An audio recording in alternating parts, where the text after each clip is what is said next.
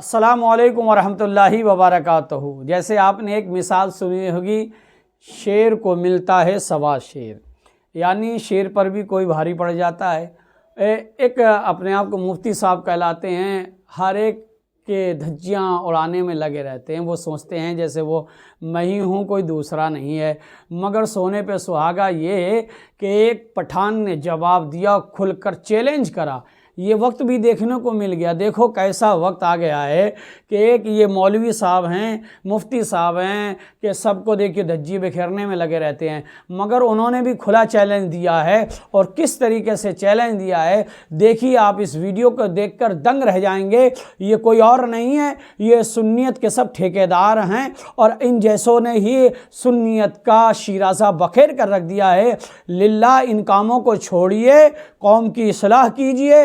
اور قوم جو ڈوبی جا رہی ہے، جو قوم علماء اور مفتیان کرام سے دور بھاگ رہی ہے، اس کی وجہ یہی ہے کہ یہ ایسے لوگ، ایسے مفتی لوگ طنز کسیں گے دوسرے لوگوں پر، اور دوسرے لوگ خاموش نہیں بیٹھیں گے، جواب دیں گے اس طریقے سے۔ ایسا کمینہ آدمی جو کہتا سارے وہابی کافر ہیں۔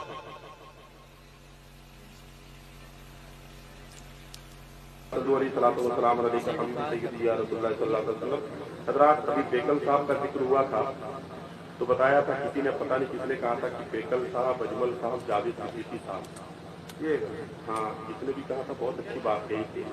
تو اب بیکل صاحب کے بعد جاوید صاحب کا بھی نمبر آتا ہے، اور کوئی ایسی رات نہیں گزرتی ہے میرے علم کے مطابق کہ جہاں جاوید صدیقی صاحب کا کلام پورے ہندوستان میں نہ پڑھا جاتا۔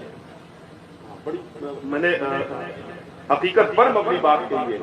اور دیکھیے کپتین بھائی، بھلے ہی مجھے ایک آدھ کلام کم پڑھوا دیجیے گا، لیکن جو بات مجھے کہنا ہے وہ کہوں گا۔ کل ہاتھ برہانکم ان کنتم صادقین، اگر تم اپنے دعوے سچے ہو تو دلیل پیش کرو۔ قرآن کہتا ہے رات میں مفتی شمس الدین مکرانہ، اور میں سنو میں پٹھان ہوں، پٹھان، اور اگر ہمت ہو تو ایک بار میرے سامنے آ کر کے بات کر لینا۔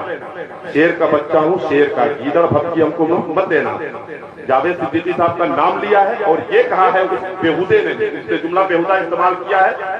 میں بیہودہ تر بیہودہ استعمال کرتا ہوں، اس بیہودے نے یہ استعمال کیا کہ جو نعت پڑھتے ہیں، جاوید صدیقی صاحب کا کلام پڑھتے ہیں، وہ جاوید صدیقی صاحب ان سے پیسے لیتے ہیں۔ خدا کی قسم، میں ابھی جاوید صاحب کا ہی کلام پڑھنے جا رہا ہوں۔ محمد علی فیضی صاحب نے بھی جاوید صدیقی کا کلام پڑھا ہے، انبر بشائتی صاحب نے بھی جاوید صدیقی کا کلام پڑھا ہے، احمد رضا گونڈوی نے بھی، ضیاء یزدانی نے بھی، ساجد شفیع نے بھی۔ مجھے لگتا ہے کہ شاید ہی کوئی ممبر شریف پہ ایسا ہو جس نے جاوید صدیقی کا کلام نہ پڑھا ہو۔ اور یہاں کی کیا تفصیل، پورے ہندوستان میں جتنے بھی نعت خواں ہیں وہ سب جاوید صدیقی کا کلام پڑھتے ہیں۔ اگر جاوید صدیقی اگر تجارت کیے ہوتے کلام کے ساتھ تو میں جانتا ہوں کہ گھر بیٹھے یہ کروڑ پتی ہوتے، گھر بیٹھے کروڑ پتی ہوتے، گھر بیٹھے، اس لیے کہ پورے ہندوستان میں تمامی ناکاں کو انہوں نے اپنا کلام دیا ہے۔ اور وہ بیہودہ جو نام کا مفتی ہے وہ اور مسلک کو بیچ رہا ہے، معاذ اللہ، کہتا ہے ہر وہابی کافر نہیں ہے۔ ہاں ٹھیک ہے، اس کی کٹائی بہت ضروری تھی۔ کیا بولتا ہے؟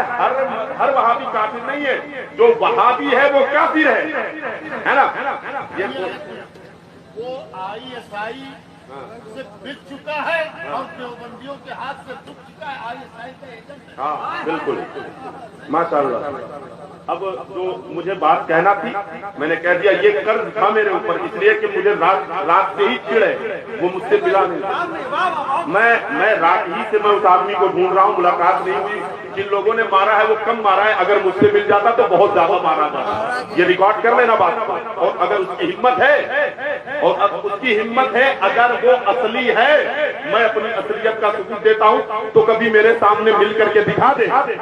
ہاں میں اب مسئلہ پڑھتا ہوں کہ میں نے بہت زیادہ یہ کر دیا۔